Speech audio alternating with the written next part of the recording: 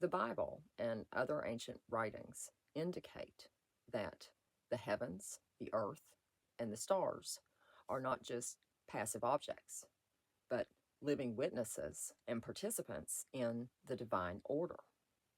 Deuteronomy 30:19 states, I call heaven and earth to witness against you today, that I have set before you life and death, blessing and curse.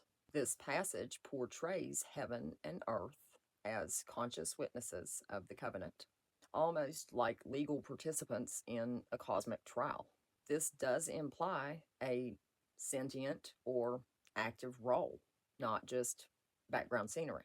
You cannot witness something without consciousness. Judges 5:20 says, From heaven the stars fought. From their courses they fought against Sisera. Here the stars act like soldiers in battle.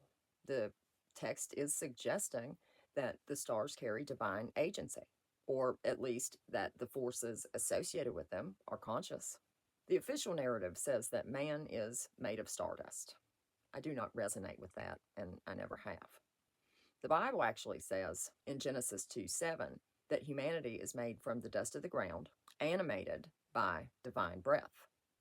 What a body is made of may not matter, or it could matter greatly, because there might be a specific way you have to exit certain materials to even get out of this place.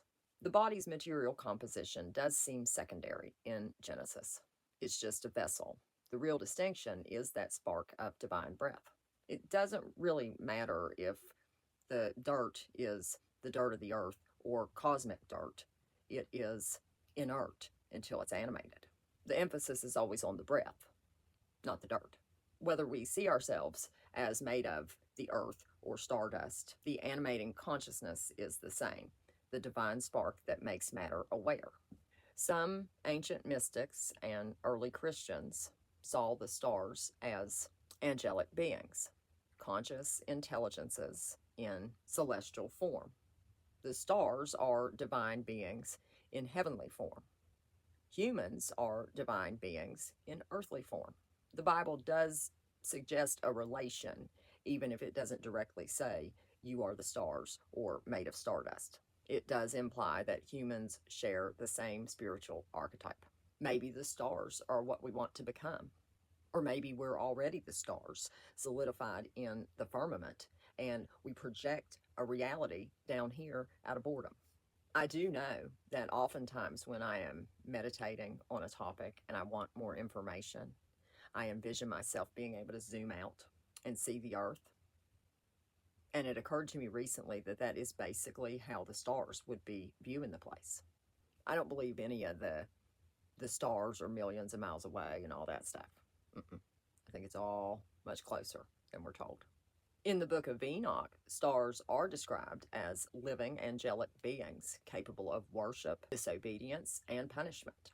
The Gospel of Truth in the Nag Hammadi Library portrays all of creation as groaning, longing, and responding to the divine.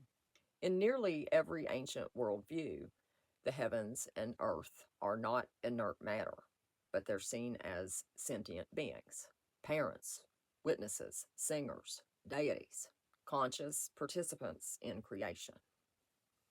And I have felt like this creation is living most of my life. And I've definitely always felt like the heavens were looking at you. I have seen this construct do miraculous things, things that people would not believe. I think what many people don't realize is when the book talks about God is everywhere, God is all, it literally means that every part of this creation experiences consciousness in some form. How aware, we don't know, but there is definitely awareness in the cosmos. Have a good day.